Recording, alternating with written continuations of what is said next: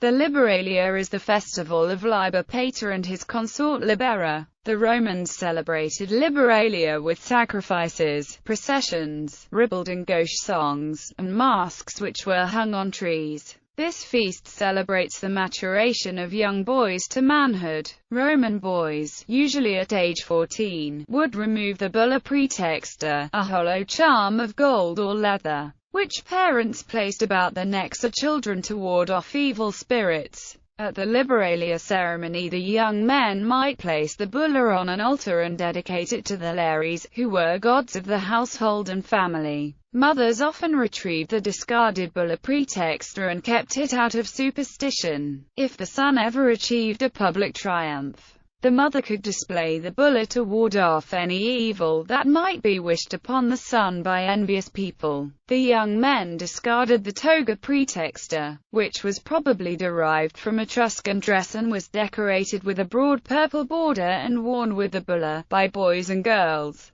The boys donned the clothing of adulthood, the pure white toga virilis, or man's gown. The garment identified him as a citizen of Rome, making him an eligible voter. The celebration on March 17 was meant to honor Liber Pater, an ancient god of fertility and wine. Liber Pater is also a vegetation god, responsible for protecting seed. Liber, again like Dionysus, had female priests, although Liber's priests were older women. Wearing wreaths of ivy, the priestesses made special cakes, or libia, of oil and honey which passing devotees would have them sacrifice on their behalf. Over time this feast evolved and included the goddess Libera, Liber Pater's consort, and the feast divided so that Liber governed the male seed and Libera the female. Ovid in his almanac entry for the festival identifies Libera as the celestial manifestation of Ariadne.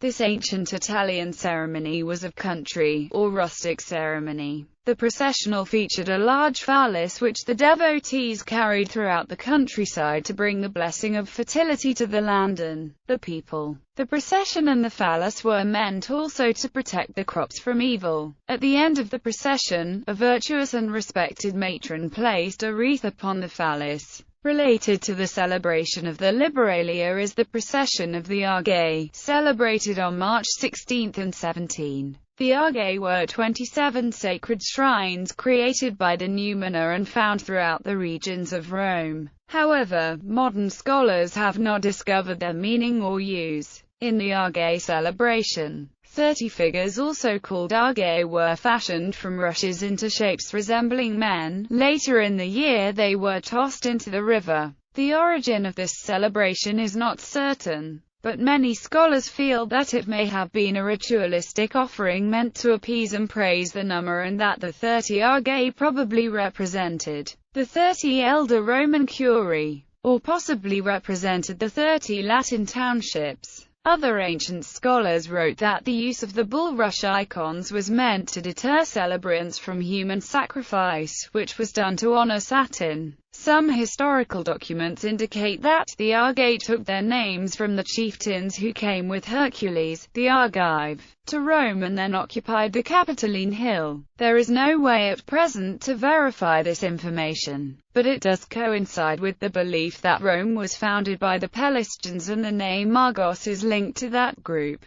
While Liberalia is a relatively unknown event in the modern time, references to Liberalia and the Roman goddess Libera are still found today online and in astrology.